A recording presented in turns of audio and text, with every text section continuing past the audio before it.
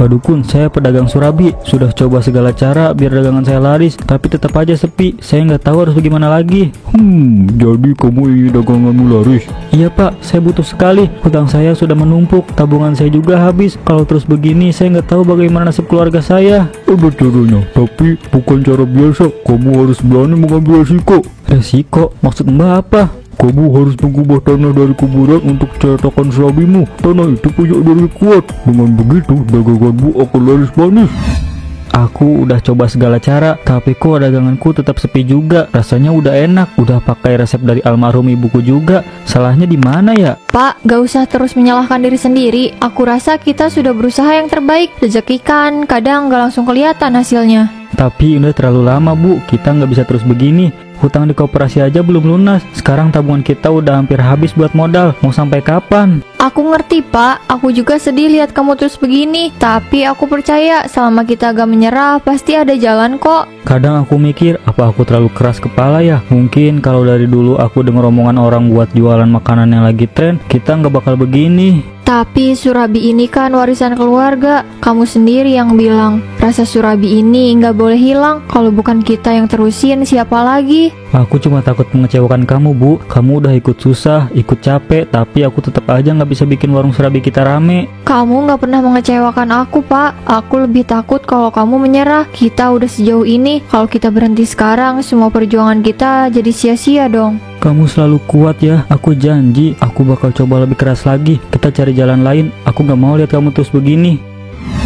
Assalamualaikum Mbak Dukun, saya butuh bantuan. Waalaikumsalam, masuklah. Apa yang membawamu ke sini? Pak Dukun, saya pedagang surabi. Sudah coba segala cara biar dagangan saya laris, tapi tetap aja sepi. Saya nggak tahu harus bagaimana lagi. Jadi kamu ingin daganganmu laris?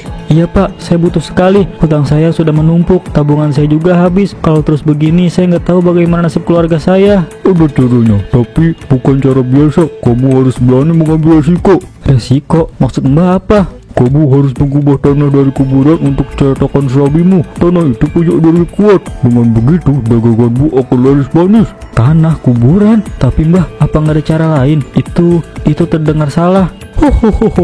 No, dalam hidup ini tidak ada yang gratis. Segala sesuatu punya harga. Kalau kamu ingin hasil besar, kamu harus siap mengorbankan sesuatu yang besar juga. Harga? Apa maksud Mbah Dukun? Ada yang harus saya bayar? Kamu akan merasakan hasilnya. Tapi ingat ini, Burhan, roh-roh dari tanah itu tidak akan tinggal diam. Kamu akan menuntut bagian mereka, cepat atau lambat. Kalau itu satu-satunya cara, saya akan lakukan. Saya nggak punya pilihan lain. Pergilah ke makam keramat yang ada di pinggir desa. Tapi kamu harus hati-hati, jangan sampai ada yang tahu. Baik Mbah.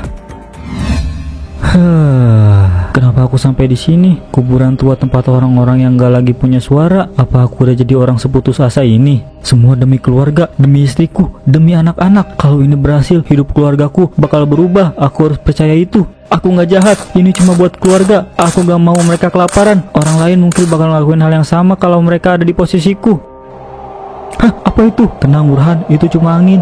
Maaf, aku lancang. Aku nggak ada maksud buruk, cuma butuh bantuan. Aku janji, ini terakhir kalinya aku ngelakuin hal kayak gini. Apa ini peringatan? Tolong, jangan ganggu aku. Aku cuma butuh tanah ini, nggak lebih. Burhan, tenang. Ini cuma pikiranmu. Ini cuma angin. Nggak ada apa-apa di sini. Siapa di sana? Jangan main-main sama aku. Aku cuma mau tanah ini. Nggak ada niat lain. Maaf kalau aku salah. Aku nggak tahu ini wilayah siapa. Aku cuma mau menyelamatkan keluargaku. Lebih baik sekarang aku cepat-cepat pergi dari sini. Dengan cetakan surabi dari tanah kuburan ini, aku yakin warungku pasti rame. Hahaha.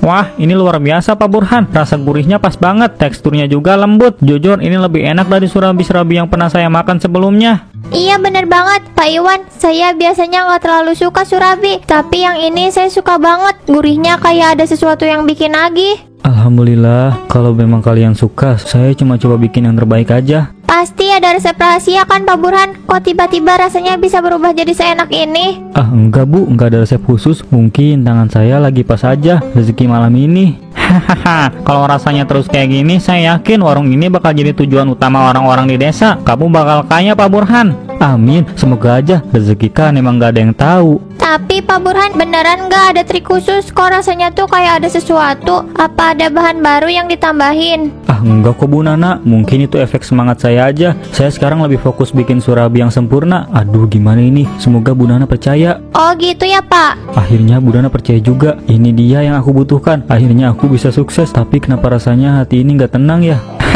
Anginnya malam ini kencang banget ya. Cuacanya kayak mendukung buat makan surabi yang hangat. Ah Pak Iwan ini bisa aja. Pak, aku nggak pernah nyangka kita bisa ngumpulin uang sebanyak ini. Rasanya seperti mimpi. Semua perjuangan kita akhirnya terbayar. Iya Bu, ini rezeki yang gak pernah aku bayangin sebelumnya. Warung kita rame terus, pelanggan pada suka sama surabi kita. Pak, kalau terus begini, gak lama lagi kita bisa naik haji. Impian kita sejak dulu akhirnya bakal tercapai. Kamu ingat kan? Kamu selalu bilang kalau rezeki kita lancar, kita bakal jadi tamu Allah. Sekarang mimpi itu tinggal selangkah lagi. Iya Bu, tinggal selangkah lagi. Tapi apa Pak? Kok kamu kelihatan gak terlalu bahagia? Apa masih ada yang kurang? Nggak tahu Bu, aku ngerasa ada sesuatu yang ganjil. Uang ini kok rasanya nggak sepenuhnya bikin aku tenang.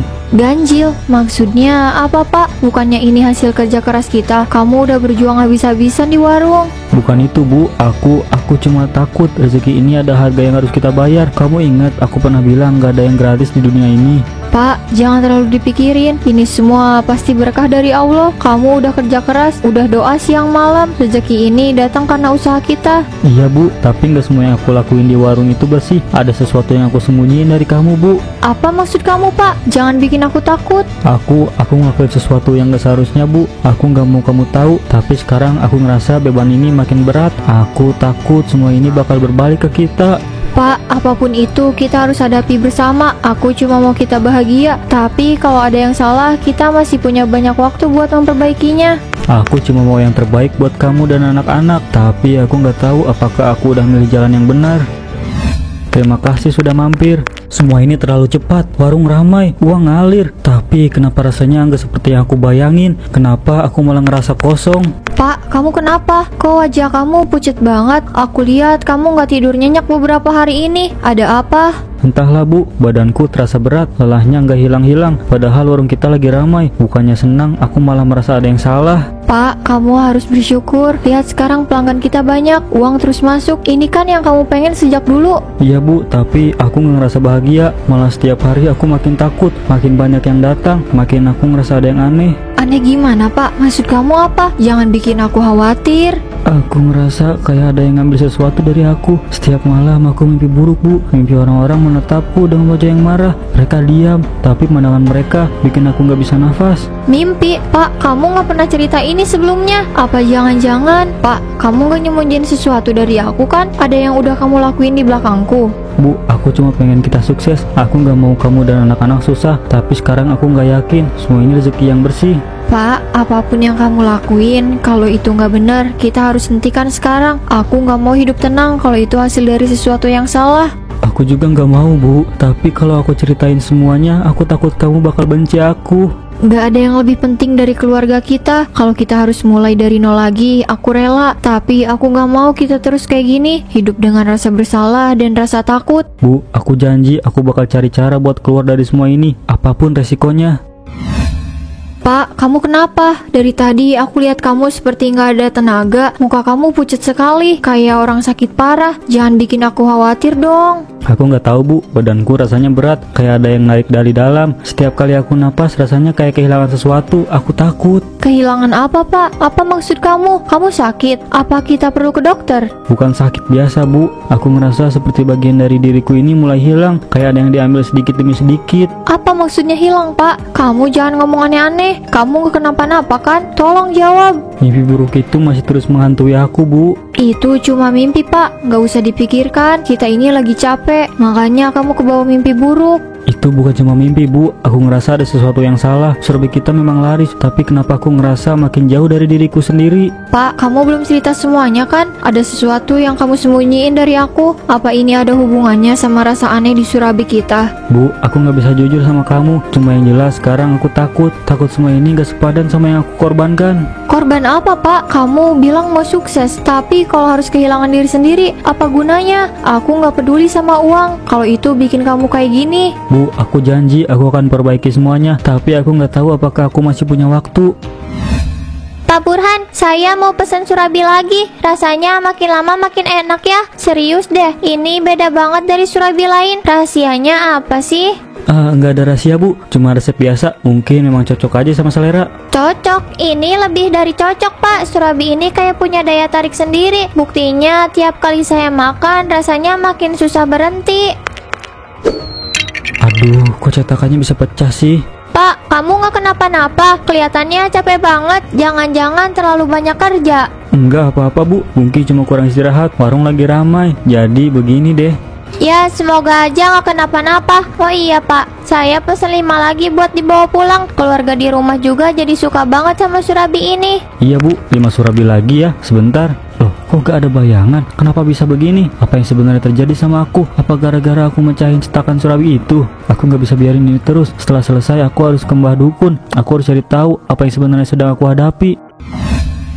Mbak Dukun, saya nggak kuat lagi. Setiap hari rasanya saya makin hilang. Saya nggak ngerti apa ini bagian dari perjanjian kita. Oh Burhan, akhirnya kamu mulai merasakan akibatnya. Bukankah aku sudah bilang, tanah kuburan itu bukan cuma alat, dia punya jiwa, punya harga. Jiwa? Apa maksudnya Mbah? Kenapa saya merasa seperti bagian dari diri saya menghilang? Setiap surabi yang kamu jual, kamu menyerahkan sebagian dari dirimu. Tanah itu bukan cuma menarik pelanggan, tapi juga memakanmu perlahan-lahan. Jadi, setiap kali orang makan surabi itu, mereka sebenarnya memakan aku. Bukan tubuhmu Burhan, tapi jiwamu, semangat hidupmu. Mereka ketagihan karena mereka merasakan bagian dari dirimu yang paling murni, sesuatu yang tak bisa kamu gantikan. Tapi kenapa Mbah nggak bilang? Kenapa saya harus bayar dengan ini semua? Karena tidak ada yang gratis di dunia ini Burhan. Kamu ingin kesuksesan instan, dan ini bayarannya. Kamu pikir apa? Kekayaan datang dari pengorbanan. Tolong Mbah, tolong saya nggak mau hidup seperti ini. Saya nggak mau hilang. Kamu sudah terlalu jauh Burhan. Semakin banyak yang makan surabimu, semakin dikit dirimu yang tersisa. Ini sudah tak bisa dihentikan. Tolong Mbah, pasti ada cara untuk membatalkan semua ini. Tolong saya Mbah Dukun, saya siap melakukan apa saja.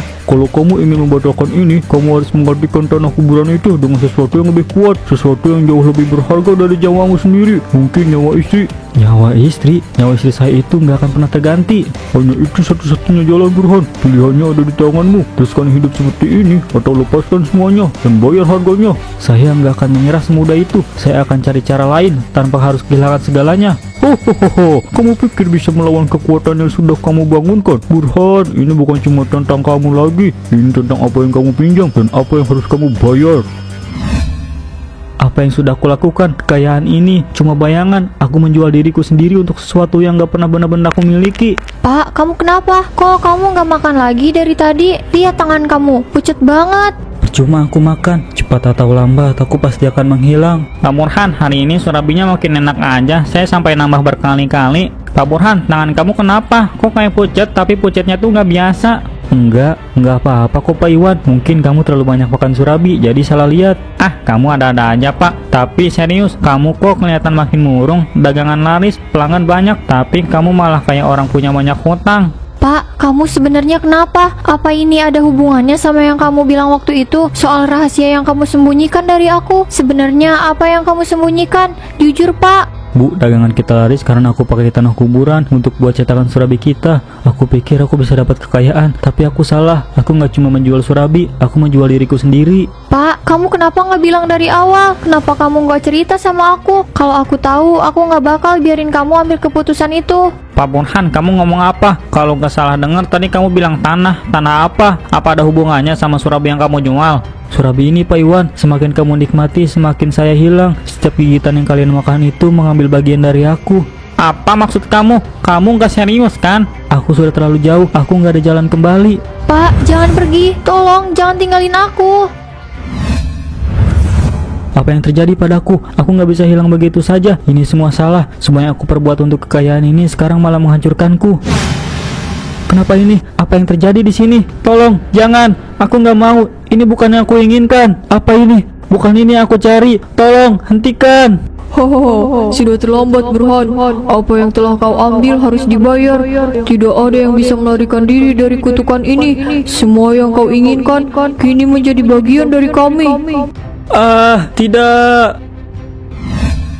Pak, kenapa kamu gak kembali? Aku sudah cari kemana-mana, tapi gak ada jejak kamu. Apa yang terjadi sama kamu, Pak? Aku gak tahu harus gimana lagi. Aku merasa seperti kehilangan separuh diriku. Setiap kemewahan ada harganya, Bu Siti. Terkadang kita tidak tahu apa yang kita korbankan hingga semuanya hilang. Jangan-jangan kamu tahu di mana suami saya? Ayo jawab, di mana dia? Apa yang terjadi dengan suami saya? Kenapa dia menghilang begitu saja? Kamu tahu apa yang dia lakukan kan? Kamu yang memberi dia jalan itu kan? Bu Siti, kamu tak tahu seberapa dalam jalan yang dipilihnya. Kekayaan yang dia inginkan datang dengan bayaran yang tak terbayarkan. Dia memilih jalan itu dan sekarang dia harus membayarnya. Bayaran apa? Apa yang harus dia bayar? Aku tidak mengerti kenapa semua ini terjadi. Dia sedang menyentuh sesuatu yang sangat kuat, Bu Siti. Sesuatu yang tak bisa dikuasai tanpa ada konsekuensinya. Apa yang dia ambil, kekayaan, kemewahan, harus dibayar dengan sesuatu yang lebih berharga daripada uang. Dan sekarang dia hilang begitu saja, terperangkap dalam kutukan yang tak bisa dia hindari. Pak, kenapa kamu harus memilih ini? Kenapa kita harus membayar dengan cara yang seperti ini? Aku nggak tahu harus bagaimana lagi. Semua terasa seperti mimpi buruk yang tak berujung. Tak ada yang bisa mengubah apa yang sudah terjadi, Bu Siti. Hanya waktu yang bisa mengungkapkan apa yang telah hilang. Dan mungkin di saat yang tak terduga, kamu akan menemukan jawabannya.